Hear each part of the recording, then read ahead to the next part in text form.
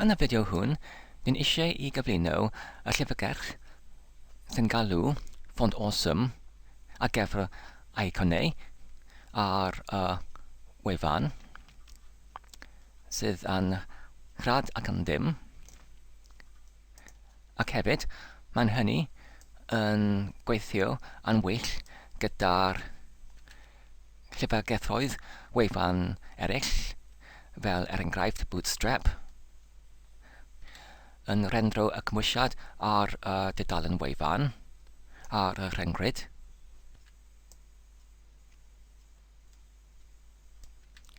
Hefyd, mae'r llyfrgell Font Awesome hwn yn cael ei gyrchuddio gyda'r trwydded MET. Felly, dach chi'n defnyddio yr eiconau oddi wrth Font Awesome ar dy wefannau masnachol heb angen I erbyn caniatâd. Hwn yma yw wefan swyddogol ar gyfer trwyddiad MET. Fel dach chi'n weld, mae'n hollol rhad ac yn dim. Felly, os dwi'n mynd i'r ffeil Font Awesome sydd yn cynnwys yr holl eiconau,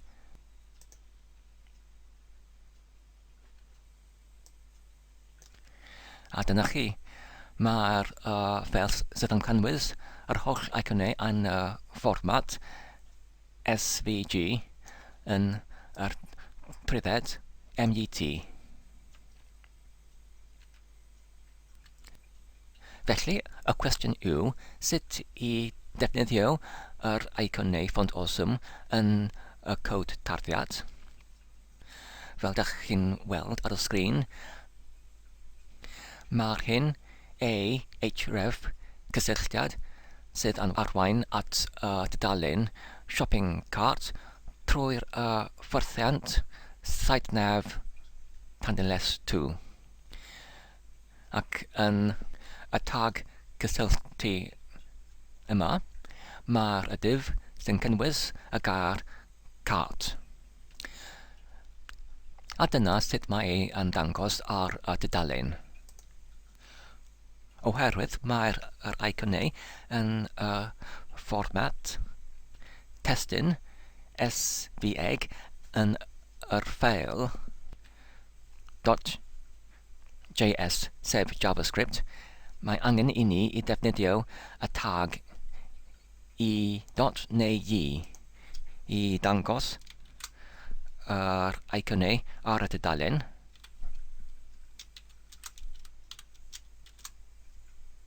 Dyma'r eicon yn yr fformat testun yn yr ffail all.min.js. Fel dach chi'n gweld, mae'r eicon yn hollol yn yr fformat yn llythrennau a chrefau. Nôl yn cod te ar gyfer y dudalen, ni'n angen I defnyddio penodiad class i'w gyfartal gyda'r. Felly,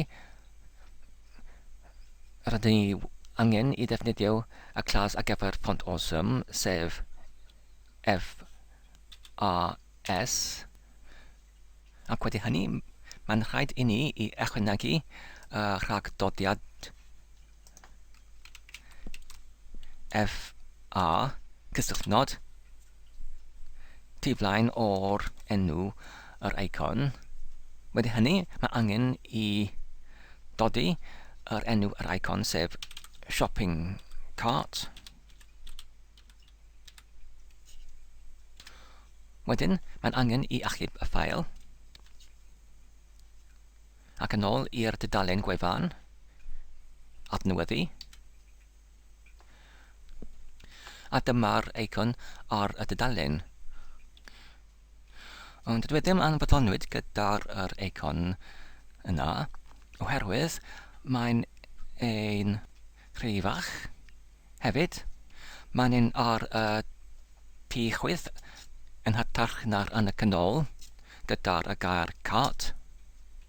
Hefyd, os mae'r ymwelwyr yn prynu rhywbeth ar y wefan hwn, fe eisiau rhyw cyll bach o gwmpas i'r eicon i dangos y rhif o eitemau yn y cart. Felly, sut i wneud y rheini i gyd? Yn gyntaf, dew'n i ni i ymgynholi yr eicon yn uchod i'r gair cart. I wneud hynny, yr un yn unig yn angen i mynd i'r tag sydd yn cynnwys yr eicon, sef yr tag cysylltu a href, ac wedyn i ychwanegu penodiad, style i'w gyfartal gyda'r, ac yn y dyfynodau angen i osod y penodiad, text cysylltnod, y line, gorwahanod, center, gwahanod, achub y ffeil, mynd yn ôl i'r tudalen, adnewyddu, llwyddiant. Nawr, mae'r eicon yn dal yn rhy fach, mae'n angen i gynyddu fe. I wneud hynny, mae angen i mynd yn ôl i'r cod. Yn y penodiad clas, sydd yn cynnwys yr dosbarth ar gyfer yr font awesome ar gyfer yr eicon, mae angen i ychwanegu dosbarth ar gyfer y maint. Fel arfer, yn yr enwau yr dosbarthau font awesome, mae'r enw yn dechrau gyda'r ef a. Wedyn, mae'n angen i ychwanegu yr ôl-doddiad ar gyfer yr maint, sef os dyn ni eisiau i cynyddu yr maint, angen i defnyddio yr ôl-doddiad leg ar gyfer y gair large. Os dyn ni eisiau i defnyddio maint gwreiddiol, dyn ni just tynnu mas yr enw i gyd, fel hynny. Os dyn ni eisiau i defnyddio maint yn lai, rydyn ni gallu defnyddio SM ar gyfer small, neu XS ar gyfer manwl.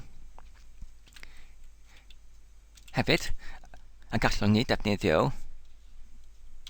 1x ar gyfer i gwneud yr un maint fel y gwreiddiol, neu 2x ar gyfer dwywaith y maint, neu 3x ar gyfer terwaith y maint, neu 4, neu 5, neu 7, neu 10.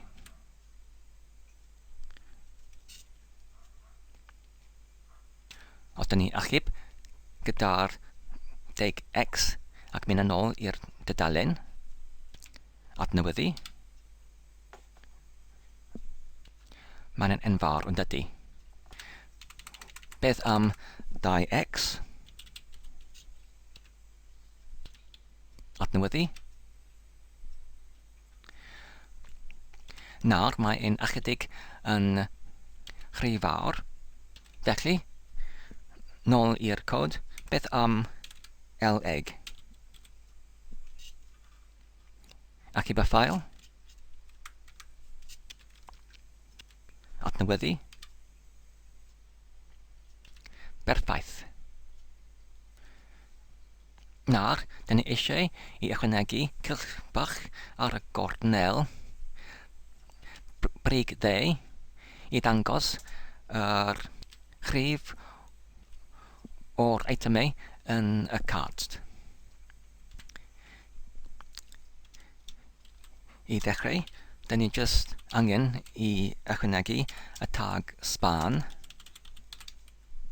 gyda'r rhif, enghraifft 5 o'r itemau yn y cart. Wedyn, mae angen i ychwanegu eu penodiadau, yr ID, sef LBL, label, cart count.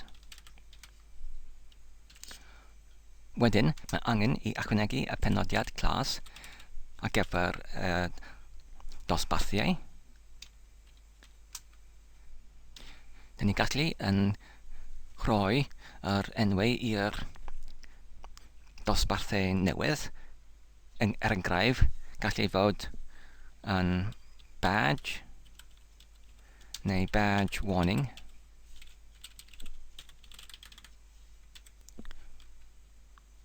Wedyn, angen i creu y cyfnod style. Ac yn y style, da ni angen i ychwanegu y gosodiadau ar gyfer yr tag span. Felly ar gyfer y span, LBL, cart count, mae'r osodiadau fel hyn. Da ni yn cadw y ffeil ac mynd yn ôl i'r tudalen, adnewyddu y tudalen. Mae'r cylch coch sydd yn dangos y rhif yn edrych yn wych, ond mae'n yn sefydliad anghywir. Tu ôl yn y cod tardiad, mae y rheswm am hynny yw oherwydd mae'r tag I tu allan o'r tag div. Felly, i dangos yr cylch coch fel rhanbarth neu ar y wyneb o'r eicon, mae'n angen i gynnwys yr tag I neu y tag icon yn yr un tag div fel y span, sydd span y tag ar gyfer y cylch coch. Felly, rydyn ni'n gwneud hynny trwy'r copio a phastio. Achub y ffeil, adnewyddu y tudalen. Ac awn ni, mae'r cylch coch yn dangos yn well nag o'r blaen, ond mae'r problem newydd, sef mae'r gair cart gyda'r eicon ar y un llinell. I datrys hynny, rydyn ni jyst yn mynd yn ôl i'r cod ac yn gosod y tag BR tu flaen o'r gair cart. Achub y ffeil, adnewyddu y tudalen, ac wedyn mae'r eicon y cart gyda'r cylch coch yn edrych yn well, ond dwi ddim eto yn fodlonyd, oherwydd mae cylch coch yn rhy isel. I datrys hynny, mae'n angen i ni i ychwanegu gwaglau yn uchod i'r eicon y cart, i wneud y cart yn fwy isel. Ac rydyn ni gwneud hynny drwy ychwanegu penodiad yn penodiad clas, sef y dosbarth bootstrap MT cysylltnod 2. MT ar gyfer margin top.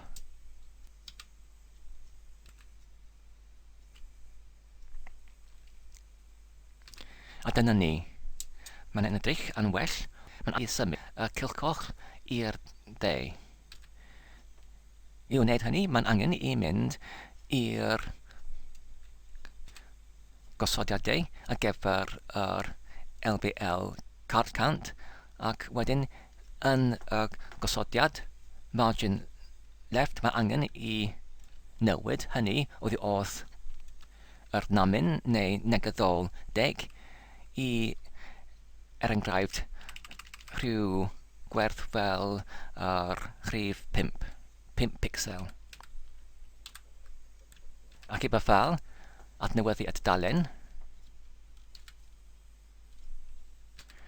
Ac o'n I am berffaith.